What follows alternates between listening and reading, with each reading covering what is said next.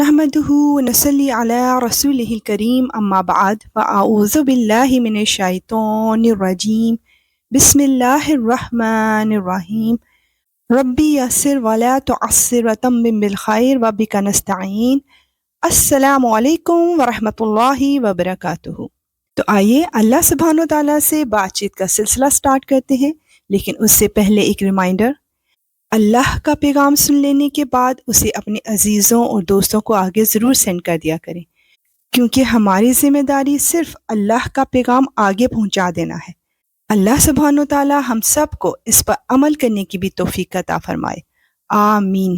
سورہ یونس کی آیت 11-14 میں انسان کو اس کی کمزوریوں کے متعلق بتایا جا رہا ہے، اور اگر اللہ ان کافر لوگوں کو برائی یعنی عذاب کا نشانہ بنانے میں بھی اتنی ہی جلدی کرتا جتنی جلدی وہ اچھائیاں مانگنے میں مچاتے ہیں، تو ان کی مہلت تمام کر دی گئی ہوتی، لیکن ایسی جلد بازی ہماری حکمت کے خلاف ہے، لہٰذا جو لوگ ہم سے آخرت میں ملنے کی توقع نہیں رکھتے، ہم انہیں ان کے حال پر چھوڑ دیتے ہیں کہ وہ اپنی سرکشی میں بھٹکتے پھریں۔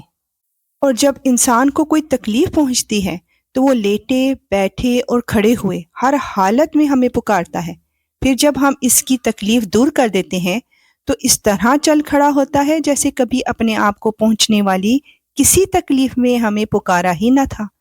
جو لوگ حد سے گزر جاتے ہیں انہیں اپنے کرتوت اسی طرح خوشنما معلوم ہوتے ہیں، اور ہم نے تم سے پہلے کئی قوموں کو اس موقع پر ہلاک کیا جب انہوں نے ظلم کا ارتکاب کیا تھا، اور ان کے پیغمبر ان کے پاس روشن دلائل لے کر آئے تھے، اور وہ ایسے نہ تھے کہ ایمان لاتے۔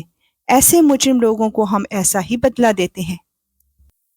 پھر ہم نے ان کے بعد زمین میں تم کو جانشین بنایا ہے تاکہ یہ دیکھیں کہ تم کیسے عمل کرتے ہو۔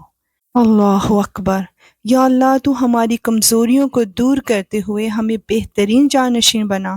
آیت 15-17 میں جانیں گے کہ کفار نے قرآن کے متعلق کیا مطالبہ کیا، اور وہ لوگ جو آخرت میں ہم سے ملنے کی توقع نہیں رکھتے، جب ان کے سامنے ہماری آیتیں پڑھی جاتی ہیں جبکہ وہ بالکل واضح ہوتی ہیں، تو وہ یہ کہتے ہیں کہ یہ نہیں، کوئی اور قرآن لے کر آؤ یا اس میں تبدیلی کرو۔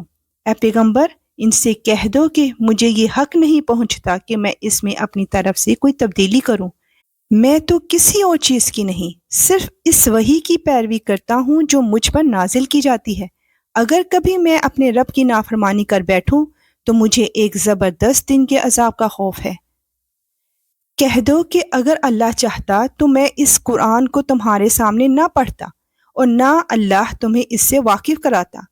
آخر اس سے پہلے بھی تو میں ایک عمر تمہارے درمیان بسر کر چکا ہوں، کیا پھر بھی تم عقل سے کام نہیں لیتے؟ پھر اس شخص سے بڑا ظالم کون ہوگا جو اللہ پر جھوٹ بہتان باندھے یا اس کی آیتوں کو جھٹلائے؟ یقین رکھو کہ مجرم لوگ فلاح نہیں پاتے۔ بے شک یا رب العالمین قرآن تیری ہی طرف سے نازل ہوا، اور اس کا ایک ایک لفظ حق اور سچ پر مبنی ہے۔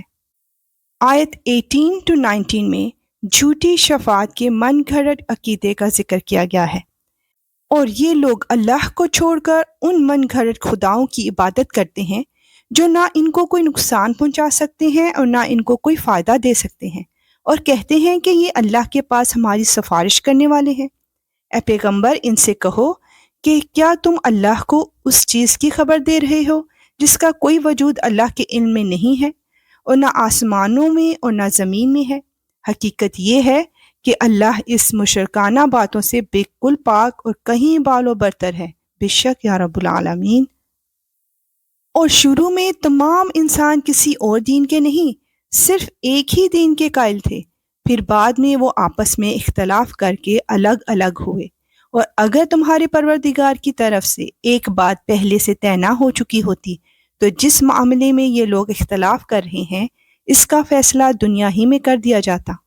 بے شک یا رب العالمین تو وحدہ لا شریک ہے، اور تیرے سوا کوئی عبادت کے لائق نہیں۔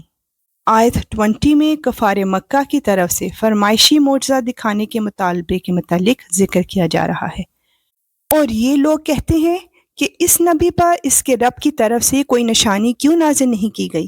تو اے پیغمبر، تم جواب میں یہ کہہ دو کہ غیب کی باتیں تو صرف اللہ کے اختیار میں ہیں، لہٰذا تم انتظار کرو، میں بھی تمہارے ساتھ انتظار کرتا ہوں۔ بے شک یا رب العالمین ہر چیز تیرے ہی اختیار میں ہے اور تیرے حکم کے بغیر کچھ ممکن نہیں۔ انشاءاللہ ملیں گے نیکسٹ آیات کے ساتھ۔ اب اجازت، وآخر دعوانا ان الحمد للہ رب العالمین۔ سبحانک اللہم وبحمدک، اشہد ان لا الہ الا انت، استغفرک واتوب الیک۔ السلام علیکم ورحمۃ اللہ وبرکاتہ۔